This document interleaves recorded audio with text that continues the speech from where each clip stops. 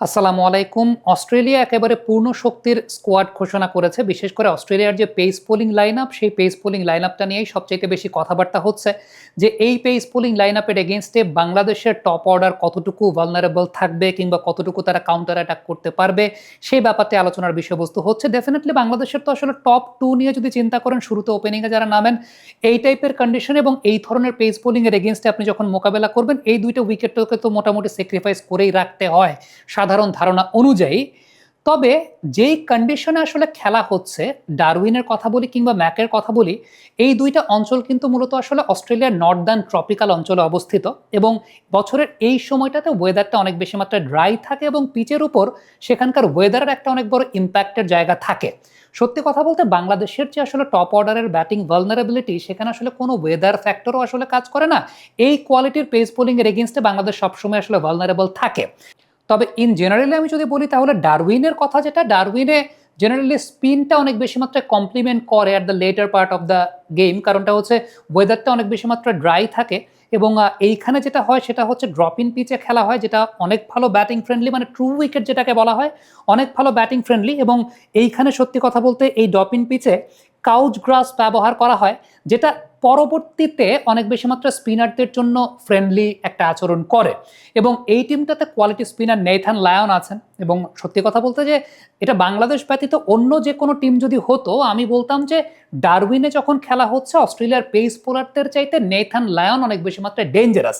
কিন্তু টিমটা যখন বাংলাদেশ, তখন আসলে ওই কনফিডেন্সটা কাজ করে না ওইভাবে যে পেস বোলারদেরকে ওইভাবে হ্যান্ডেল করতে পারবে। কারণ বাংলাদেশের ব্যাটসম্যানরা ওই টাইপের কন্ডিশনগুলোতে, মানে ওই লেভেলের বোলার যারা আছেন, আপনি বোল্যান্ডের কথা বলেন, স্টার্কের কথা বলেন, কামিন্সের কথা বলেন, হেজলউডের কথা বলেন, তাদের ভালনারেবিলিটি আসলে ওই টাইপের বোলিংয়ের এগেনস্টে থাকে। তবে ন্যাচারালি বা জেনারেলি যখন ডারউইনে খেলা হচ্ছে, ডারউইনে কিন্তু স্পিনারদেরকে অনেক বেশি মাত্রায় কমপ্লিমেন্ট করে থাকে।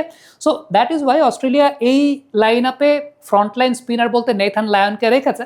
আমার কাছে মনে হয় যে বাংলাদেশ যদি মানে ব্যাটিংটা একটু চালিয়ে যেতে পারে পেসারদের এগেনস্টে, স্পিনাররাই বা নেথান লায়নই সেই জায়গাটা অনেক মানে ভাইটাল ফ্যাক্টর হতে পারেন। বা বাংলাদেশের সঙ্গে আসলে এই জায়গাটা ভাইটাল ফ্যাক্টর নিয়েও ওইভাবে আলোচনা করার সুযোগের জায়গাটা নাই, কারণ আমরা জানি যে আমাদের টেস্ট টিমটা আসলে যেই সেট আপে তৈরি করা হয়, ওই পেস বোলিংয়ের এগেনস্টে আসলে খুব ডিফিকাল্ট একটা জায়গা।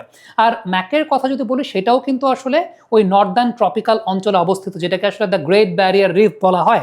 এবং এই অঞ্চলটাতে বা এই স্টেডিয়ামটা প্রায় রিসেন্টলি $24 মিলিয়ন আপগ্রেডেশন করা হয়েছে একটা ওয়ার্ল্ড ক্লাস স্টেডিয়াম বানানোর জন্য। এবং এখানকার কন্ডিশনটাও কিন্তু আসলে অনেক বেশি মাত্রায় ব্যাটিং ফ্রেন্ডলি থাকে।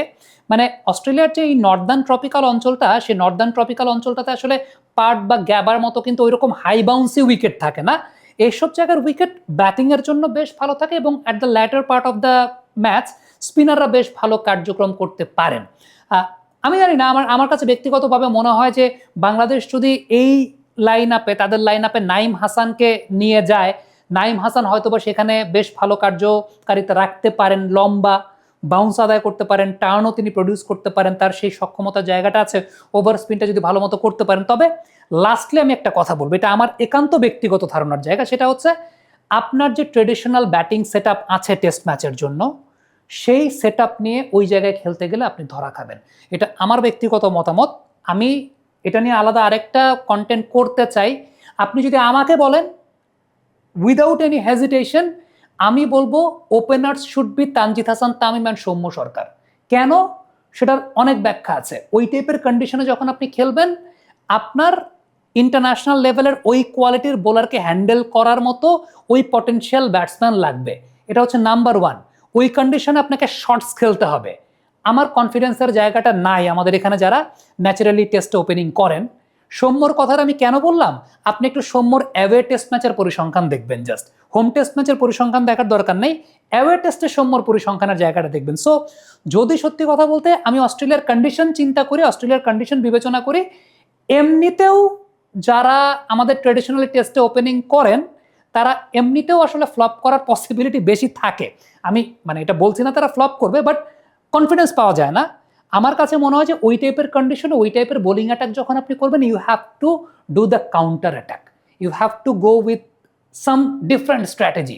এবং সেই জায়গাটাতে আমার কাছে মনে হয় তানজিদ তামিমের অলরেডি টেস্ট খেলার এক্সপিরিয়েন্স আছে, সৌম্য সরকারেরও অ্যাওয়ে টেস্ট খেলার এক্সপিরিয়েন্স আছে, ওই টাইপের কন্ডিশনগুলোতে যখন আপনি খেলবেন এবং ওই লেভেলের বোলিং অ্যাটাক যখন খেলবেন, আমার মনে হয় you have to do the counter attack. এবং কাউন্টার অ্যাটাকের জন্য, এটা আমার ব্যক্তিগত ধারণা, Tanzid Tamim, Soumya Sarkar, they can be the openers for Bangladesh for this two test matches. আমি অন্য টেস্ট ম্যাচের ক্ষেত্রে বলছি না, for this two test matches Tanzid Tamim এবং সৌম্য সরকার আমার পার্সোনাল চয়েসের জায়গা।